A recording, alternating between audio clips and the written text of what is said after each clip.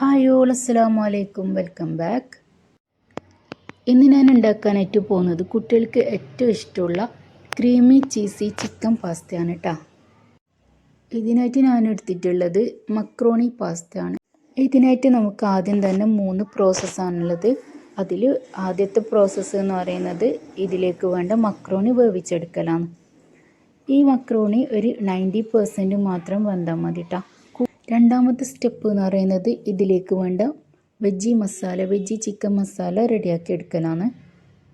ഇനി third step എന്ന് പറയുന്നത് ഇതിലേക്ക് വേണ്ട വൈറ്റ് സോസ് റെഡിയാക്കി എടുക്കണം. അപ്പോൾ നമുക്ക് തുടങ്ങാം. അപ്പോൾ ആദ്യം തന്നെ ഒരു പാത്രത്തിലേക്ക് കുറച്ചധികം വെള്ളം എടുക്കുക. അതിലേക്ക് ഉപ്പും ഓയിലും ചേർത്ത് കൊടുത്തിട്ട് ഒരു ബോയിലിംഗ് ടൈം ആകുന്ന സമയത്ത് നമുക്ക് ഇതിലേക്ക് വേണ്ട പാസ്ത ഇട്ട് കൊടുക്കാം. ഞാനൊരു 3 കപ്പ് മക്രോണി പാസ്തയാണ് കേട്ടോ എടുത്തത്. അപ്പോൾ അത് ഇതിലേക്ക് ഇട്ടിട്ടൊന്ന് വേവിച്ചെടുക്കാം. ഈ ഒരു ഡിഷിലെ കുട്ടികൾക്ക് ഈ വൈകുന്നേരം സ്കൂളിൽ വിട്ട് വിശന്ന് വരുന്ന ആ ഒരു ടൈമില്ലേ, ആ ടൈമിൽ ഉണ്ടാക്കി കൊടുക്കണം. അവർ ശരിക്കും ഹാപ്പിയാണെന്ന് നമുക്ക് കാണാം. പോരാത്തതിന് ഇത് നല്ല ഹെൽത്തിയുമാണ്. പിന്നെ ഇതിലേക്ക് വേണ്ട പാസ്ത ഇതാ വെന്ത് കിട്ടിയിട്ടുണ്ട്. അപ്പോൾ അതൊന്ന് വെള്ളം ഊറ്റിയിട്ട് മാറ്റി വെച്ചിട്ടുണ്ട്.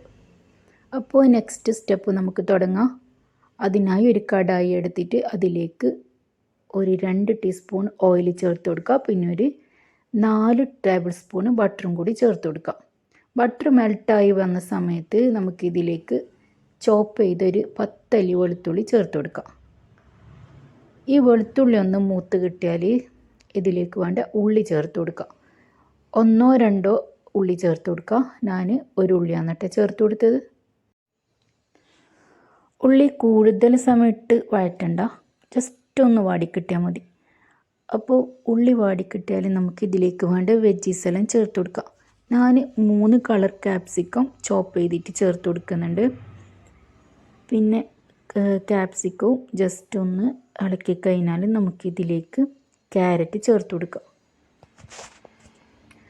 ഇതിനൊന്നും അങ്ങനെ കൃത്യമായിട്ടൊരു അളവൊന്നുമില്ല. നമ്മളെ ഇഷ്ടത്തിനനുസരിച്ച് ഇഷ്ടമുള്ള വെജീസ് ചേർത്ത് കൊടുക്കുക കേട്ടോ. ഇതിൻ്റെ ക്വാണ്ടിറ്റിയും ഏത് വെജീസാണോ ഇഷ്ടം അതെല്ലാം നമ്മളൊരു ഇൻട്രസ്റ്റിനനുസരിച്ച് ചേർത്ത് കൊടുക്കുക കേട്ടോ. ബ്രോക്കലി, മഷ്റൂം, കോൺ കേർണൽസ് ഇതെല്ലാം കയ്യിലുണ്ടെങ്കിൽ ചേർത്ത് കൊടുത്തോട്ടോ. അതിന് നല്ല ടേസ്റ്റ് ആയിരിക്കും, ചേർത്താൽ നല്ല ഹെൽത്തിയും ആയിരിക്കും. അപ്പോൾ ഞാൻ ഇതിലേക്ക് ചേർത്ത് കൊടുത്തത് ക്യാപ്സിക്കം, ക്യാരറ്റ്, ഈ 2 ഐറ്റംസാണ്. ഇനി ഇതിലേക്ക് വേണ്ട ആവശ്യത്തിനുള്ള ഉപ്പും കൂടി ചേർത്ത് കൊടുക്കുക. പിന്നെ ഇറ്റാലിയൻ സീസണിങ് കയ്യിലുണ്ടെങ്കിൽ അത് ചേർത്ത് കൊടുക്കുക, ഇല്ലെങ്കിൽ ഒറിഗാനോ ചേർത്ത് കൊടുക്കുക.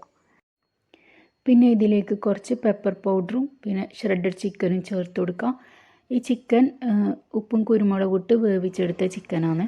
ആവശ്യത്തിന് ഉപ്പും കൂടി ചേർത്ത് കൊടുത്താൽ മസാല റെഡിയായി. ഇനി നമുക്ക് തേർഡ് സ്റ്റെപ്പ് തുടങ്ങാം. അപ്പോൾ ഒരു കടായിയോ ഒരു വലിയ പാനോ എടുത്ത് അതിലേക്ക് ഒരു 6 ടേബിൾ സ്പൂണോളം ബട്ടർ ചേർത്ത് കൊടുക്കുക. ബട്ടർ ഒന്ന് മെൽട്ടായി കഴിഞ്ഞാൽ ഇതിലേക്ക് ആവശ്യത്തിന് ഒരു 4 ടേബിൾ സ്പൂണ് മൈദയും കൂടി ചേർത്ത് കൊടുത്ത് അത് നന്നായി മിക്സ് ചെയ്ത് ഒരു പേസ്റ്റ് രൂപത്തിലാക്കിയെടുക്കാം.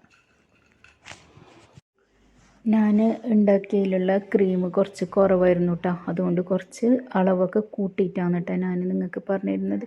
അപ്പോൾ ഒരു 3 കപ്പ് പാസ്തയാണ് നിങ്ങൾ എടുക്കുന്നതെങ്കിൽ ഞാനിവിടെ കൊടുത്തിട്ടുള്ള ഈ മെഷർമെൻറ്റിൽ തന്നെ എടുത്തു. അപ്പോൾ നല്ല സൂപ്പറായിട്ട് വരും കേട്ടോ. ഈ മൈദ ഈ ബട്ടറിൽ കിടന്ന് നന്നായിട്ട് വെന്ത് കിട്ടണം കേട്ടോ. ഇതിൻ്റെ പച്ചമണമൊക്കെ പോയി നല്ല രീതിയിലൊന്ന് വെന്ത് ക്രീമായി കിട്ടിയാൽ ഇതിലേക്ക് ഒരു 6 കപ്പോളം പാലാണ് ചേർത്ത് കൊടുക്കേണ്ടത്. അതായത് 1.5 ലിറ്റർ പാൽ. അപ്പോൾ ചാനൽ ഇതുവരെ കാണാത്തവരുണ്ടെങ്കിൽ ഒന്ന് സബ്സ്ക്രൈബ് ചെയ്യണേ. വീഡിയോ ഇഷ്ടമായെങ്കിൽ ലൈക്ക് ചെയ്യാനും മറക്കല്ലേ.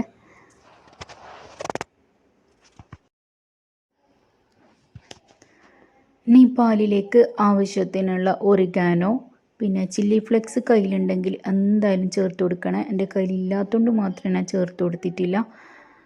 പിന്നെ ഈ പാലൊന്ന് തിളച്ച് കഴിഞ്ഞാൽ ഇതിലേക്ക് നമുക്ക് സ്ലൈസ്ഡ് ചീസ് ഒരു 4-5 ചേർത്ത് കൊടുക്കാം. ഇനി ഇത് കട്ടയൊന്നും കെട്ടാതെ നന്നായിട്ടൊന്ന് മിക്സ് ചെയ്ത് കൊടുക്കാം.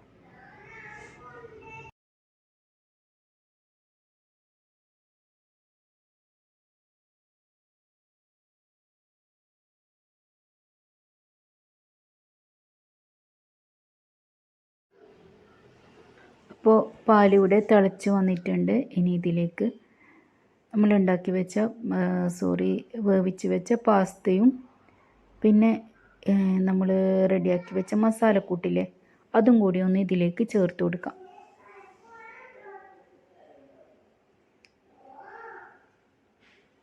പിന്നെ ഈ പാസ്തയിൽ ഈ പാലിൽ കിടന്നിട്ട് ഒരു 5 മിനിറ്റ് ഒന്ന് വേവിക്കണം കേട്ടോ. അപ്പോൾ നമ്മൾ പാസ്തേൻ്റെ വേവ് കറക്റ്റാവും. പിന്നെ ഒരുപാടങ്ങ് കുത്തി ഉടക്കാൻ നിൽക്കണ്ട.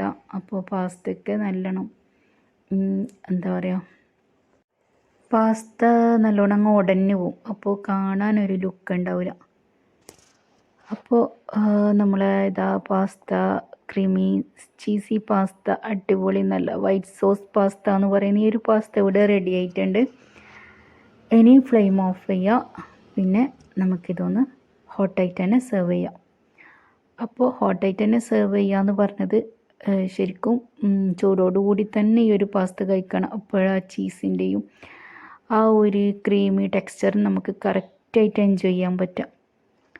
അപ്പോൾ ഇത്രയേ ഉള്ളൂ ഇന്നത്തെ വീഡിയോ. അടുത്ത വീഡിയോ വരുന്നത് വരേക്കും ബൈ. അസ്സലാമു അലൈക്കും. Take care.